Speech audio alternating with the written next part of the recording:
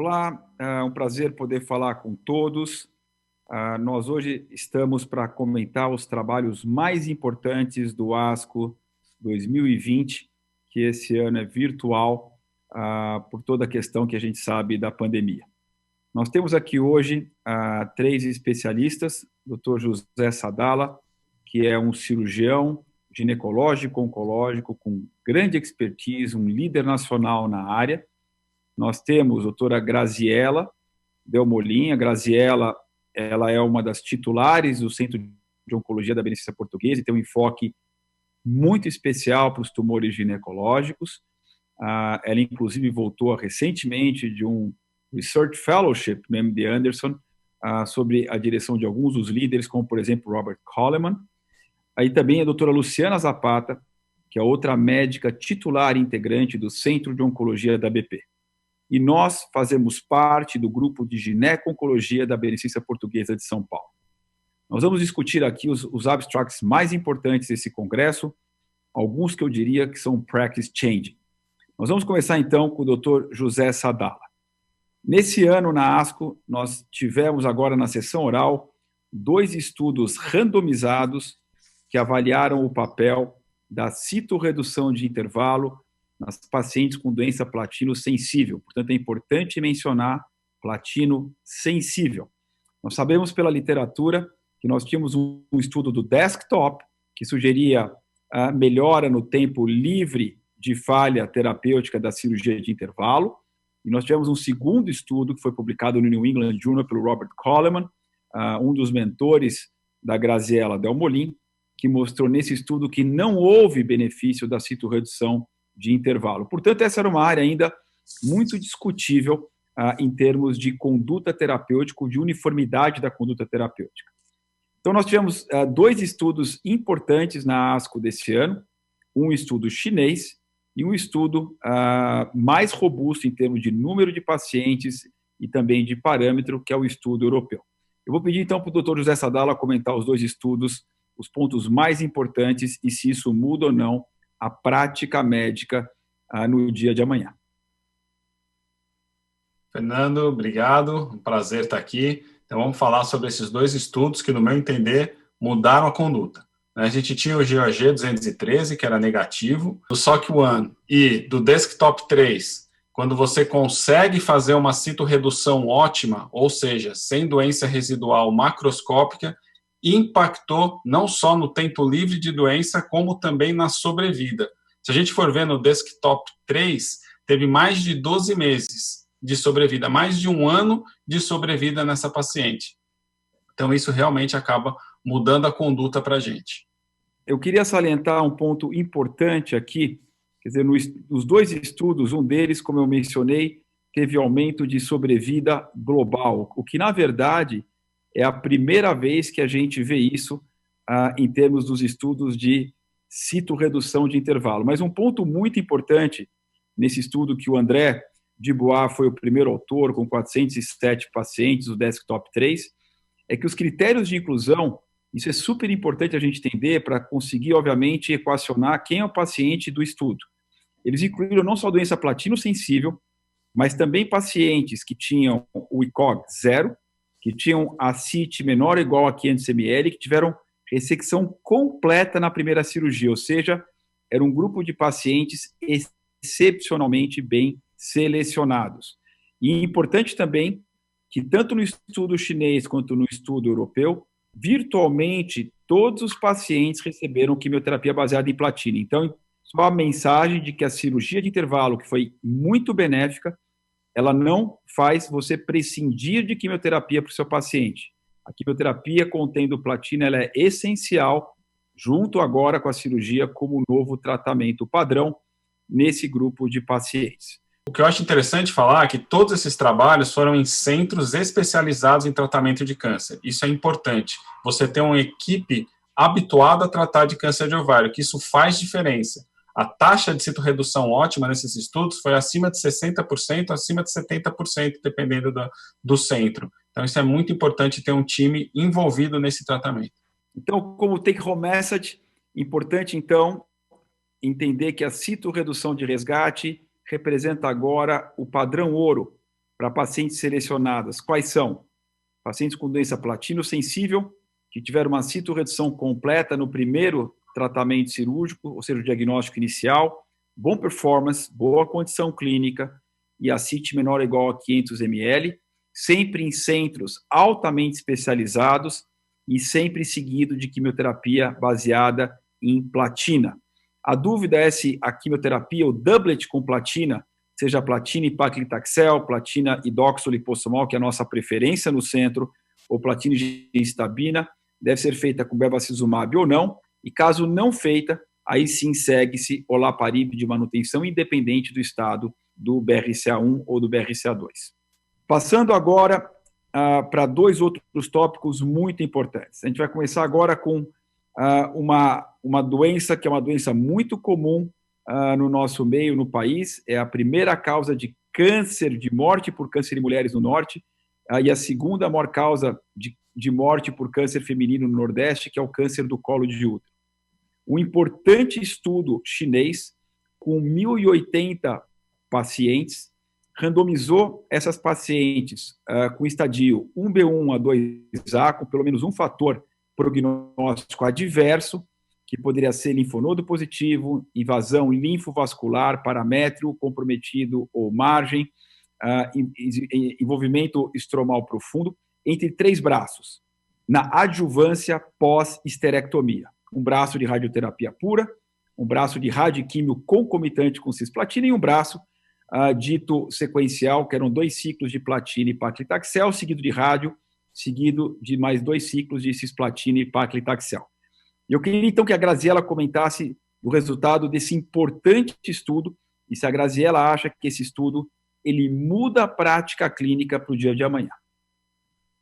Esse estudo foi um estudo importante, ele incluiu tanto pacientes de risco intermediário, então, com os critérios já bastante consagrados de tamanho de tumor mais de 4 centímetros, invasão vasculolinfática, invasão estromal, e também incluiu os pacientes de alto risco, né, que são os pacientes com paramétrio, margem comprometida ou com comprometimento linfonodal. E o que se percebeu desse estudo é que esse tratamento considerado como um tratamento sequencial, ou seja, de quimioterapia seguido de rádio, seguido de quimioterapia, principalmente nessa população de alto risco, houve então uma redução em sobrevida livre de recorrência para esses pacientes.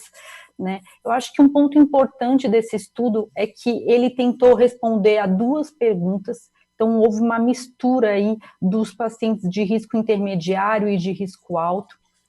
A gente percebeu que 18% dos pacientes que foram colocados no braço de radioterapia, eles tinham um comprometimento linfonodal, que nós sabemos hoje que o braço padrão teria que ser quimioterapia e radioterapia, não somente radioterapia isolada.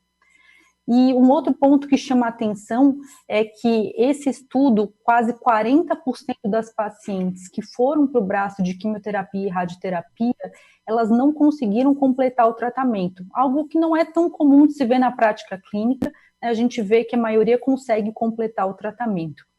E também a gente percebeu que nas curvas do grupo de risco intermediário e risco para radioterapia ou radioquimioterapia não houve diferença, né, considerado com tratamento sequencial. Então, alguns pontos metodológicos que chamam a atenção. Eu acho que a conclusão desse estudo é que para paciente de risco alto, tratamento somente com quimioterapia e radioterapia, ele é pouco, é uma paciente que ela tem célula tumoral circulante, ela tem um alto risco de recidiva, ela precisa da consolidação. A gente tem outros 2 estudos em andamento, o estudo Outback, que vai tentar responder melhor essa pergunta, quimio e radioterapia seguida de carbotaxol na consolidação. A gente já tem estudo retrospectivo brasileiro mostrando que paciente com linfonodo positivo, consolidação é positiva. A gente tem estudo mexicano antigo, mostrou que consolidação ela é importante. Então, no meu ver, esse estudo, da maneira como ele foi desenhado, eu não mudo a minha prática clínica de fazer um tratamento sanduíche na doença de alto risco. mas eu vejo sim um papel muito importante na quimioterapia citotóxica para redução de micrometástases e aumento da sobrevida livre de recidiva para esses pacientes. Eu penso um pouquinho diferente aqui da Graziella. Eu acho que esse estudo, para mim, é practice changing, porque ele, obviamente, ele depois separou os grupos de risco intermediário e alto, mas o que a gente observa aqui é que o tratamento pós-operatório com quimioterapia, seguida de rádio, seguida de quimioterapia, ela reduziu o risco de morte da doença, o disease-free survival, em 48% comparado com rádio e em 35% comparado com quimio-radioterapia, o que, para mim, chamou muito a atenção, particularmente por esse segundo aspecto. Radioterapia pura, uma diferença de 8%, uma redução do risco de morte de 42%. Então, na minha visão, e até aparentemente um pouco menos tóxico do que quimio-rádio, eu acho que aqui a gente deve considerar para os pacientes que não tenham contraindicação a cisplatina. Obviamente, as análises de subgrupos, elas sempre vão dando muita margem para discussão, mas o endpoint do estudo, ele foi atingido e era a hipótese principal. Como a Graziella mencionou, talvez o impacto na recorrência ele foi quase o dobro desse braço, da sequencial versus concomitante ou radioterapia, foi na doença à distância, que eu acho que era uma área que era pouco vista no passado e agora está sendo mais vista, como em cabeça e pescoço, que a gente melhorou muito o controle local e agora os pacientes começam a falhar mais à distância. Então, na minha opinião, eu provavelmente vou mudar minha prática clínica a partir desse importante ensaio clínico. E voltando agora para uma outra área, que é uma área de câncer de ovário, e um estudo, na minha opinião, que é um dos mais importantes da ASCO desse ano, uma droga, o nome dela é complicadíssimo, mirvetuximab soravatansina. Né? Essa é uma droga que é um ADC, o Antibody Drug Conjugate. Essa droga ela se liga, né, ao receptor do folato alfa e ele libera um potente agente que inibe a microtubulina chamado maintansinoide DM4. Essa droga foi avaliada em pacientes com câncer de ovário, tanto platino resistente quanto platino sensível, 60 pacientes no total, mas que tinham expressão pela imunistoquímica do receptor de folato alfa, senão esses pacientes não eram incluídos, essa imunistoquímica podia ser moderadamente ou fortemente positiva, e esses pacientes então foram incluídas nesse importante estudo junto com o bevacizumab. Graziella, comenta esse estudo que, na minha opinião, foi um dos mais importantes da ASCO desse ano. Então, essa droga, ela já vem sendo mostrada em diversos congressos passados, a sua grande importância, e o racional, principalmente, dos receptores de folato alfa, é pela sua grande expressão no câncer de ovário. Né, o receptor de folato ele expressa em cerca de 80% das pacientes com câncer de ovário de alto grau. A gente já tinha estudos prévios com monoterapia, mostrando que essa droga ela tem uma taxa de resposta alta, principalmente com alto receptor de folato, de entre 25% e quase 50% de taxa de resposta. E o que esse estudo mostrou foi um estudo muito interessante, que realmente é uma droga bastante ativa. A gente teve uma taxa de resposta global dos 60 pacientes de 64%, e ela foi importante tanto no cenário platino sensível, com quase 70% de taxa de resposta, mas também no cenário platino resistente, que é um cenário que, para quem trata câncer de ovário, extremamente ruim, com poucas drogas disponíveis. Nós tivemos 59% de taxa de resposta com essa combinação de drogas.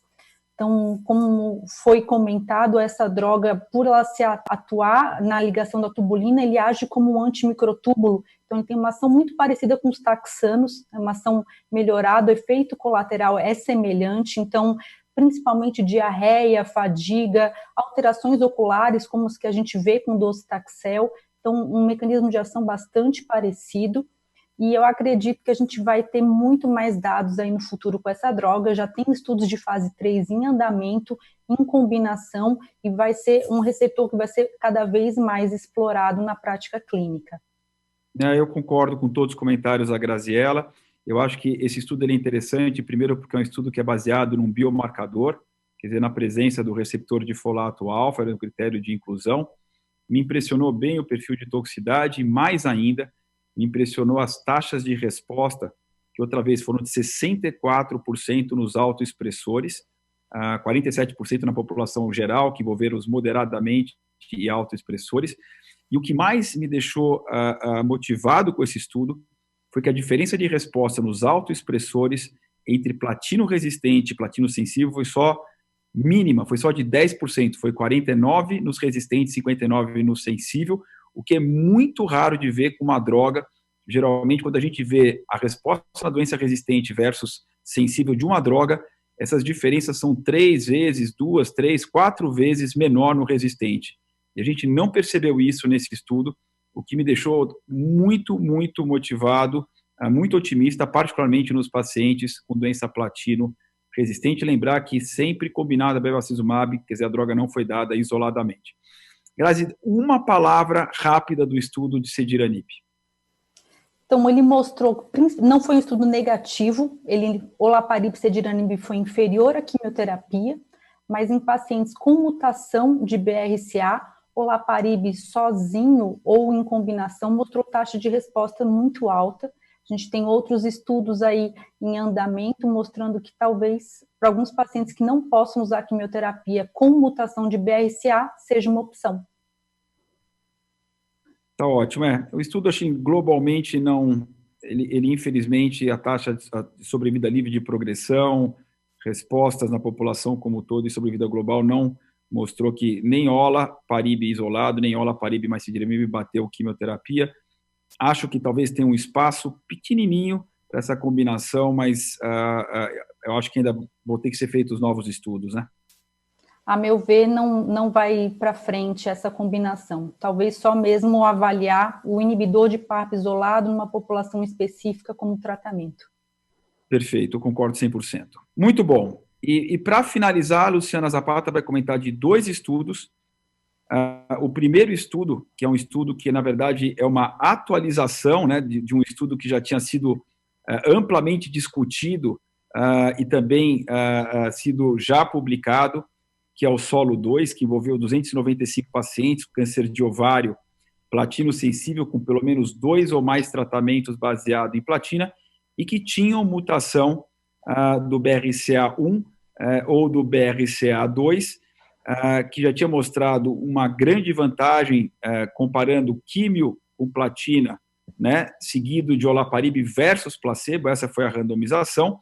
Uma clara vantagem de quem fez manutenção com olaparib no braço, então do olaparib versus placebo em termos de sobrevida livre de progressão, e esses dados agora que a Luciana vai comentar, os dados mais maduros que envolvem a sobrevida global. Então, Luciana, a bola está com você. Vamos lá.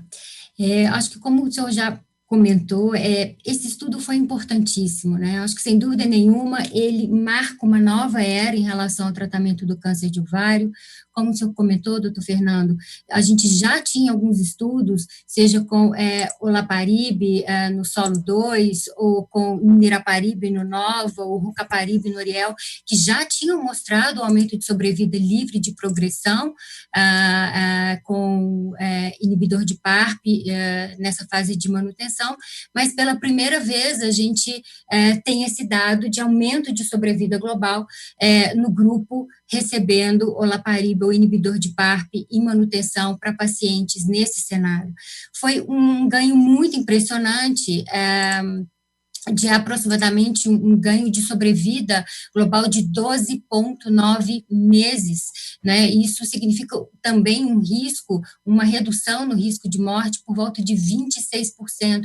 Esse dado foi muito expressivo.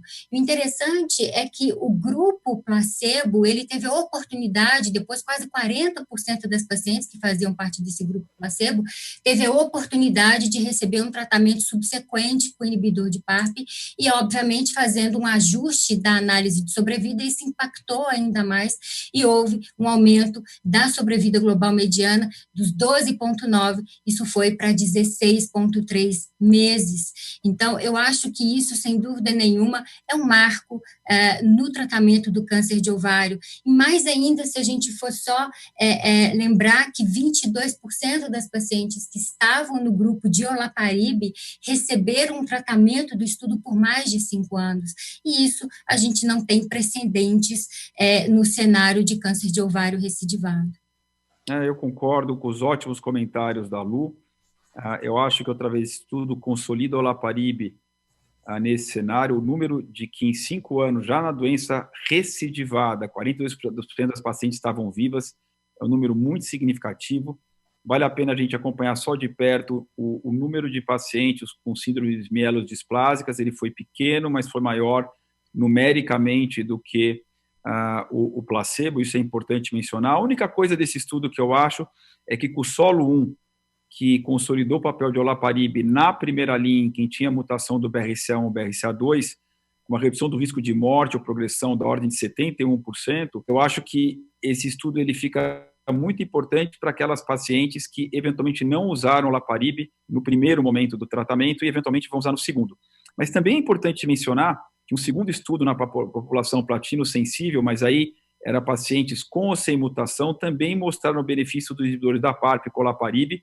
E no país, o inibidor da PARP, no caso o olaparib, que é o único aprovado por hora, ele foi aprovado na doença platino-sensível, que responde ou tem doença controlada com o regime de resgate de platina. Ele pode ser usado tanto para quem tem a mutação, quanto para quem não tem a mutação. É importante só a gente pontuar isso. E aí tem um outro estudo muito importante que a Luciana vai comentar, que é o aumento do marcador CA125 versus o RECIST em pacientes que estão sendo tratados com inibidor da PARP.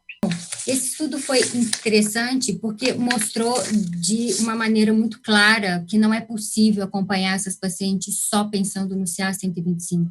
Esse estudo incluiu aproximadamente 275 pacientes e quase 100 pacientes evoluíram com um aumento de CA125, mas não foi observado um aumento pelo RECIST, ou seja, pelos exames de imagem, né? Foi observado também um grupo de pacientes que também apresentaram progressão pela imagem e que tinham o CA125 absolutamente normal. Então, só o que ele deixa claro é que é muito importante nas pacientes que receberam ou que recebem tratamento com inibidor de PARP na manutenção, que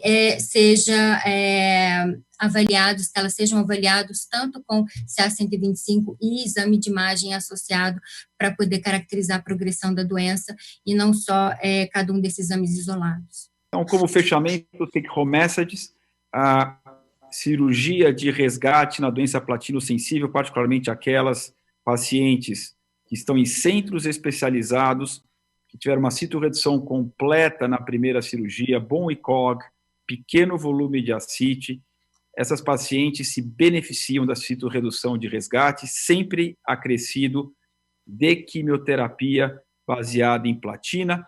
Existe uma dúvida se com bevacizumab ou se sem bevacizumab, depois de olaparib de manutenção independente do estado do BRCA. Então, acho que isso fica como standard of care. Como a Grazi mencionou do estudo de colo de útero, acho que os regimes, então, nos pacientes de risco intermediário ou alto, que envolvem a adição de químio à radioterapia são interessantes. Esse estudo aponta que talvez a parte sequencial, ao invés de concomitante, seja mais interessante. Eu achei esse estudo um estudo muito, muito bom que o grupo chinês apresentou. E essa droga que a Grazi comentou, o mirvetuximab soravtansina, esse ADC que liga, né, no receptor alfa do folato, é uma droga extremamente promissora e a minha impressão é que se esses estudos preliminares forem confirmados, eu acho que eles vão ser confirmados, essa droga deve entrar para o menu de opção futura dos pacientes. Como a Luciana mencionou, olaparib de manutenção na doença platino-sensível após falha de 2 ou mais esquemas baseados em platina e representa o padrão ouro. Agora, isso já era antes, eu acho que agora só solidifica mais. Lembrar que o olaparib foi aprovado nesse cenário com ou sem a presença da mutação e também foi aprovado em quem tem a mutação após quimioterapia na primeira linha e sempre fazer imagem dos pacientes que estão sendo tratados com inibidores da PARP, porque talvez o marcador sozinho não seja 100% confiável. Eu agradeço esse excepcional time de gineco-oncologia da Beneficência Portuguesa de São Paulo. Claro que ele não está completamente representado, faltam ainda cirurgiões que não tiveram aqui, mas seria muito difícil concatenar todo mundo, além também do time fantástico da radioterapia, que é liderado nessa área pelo Dr.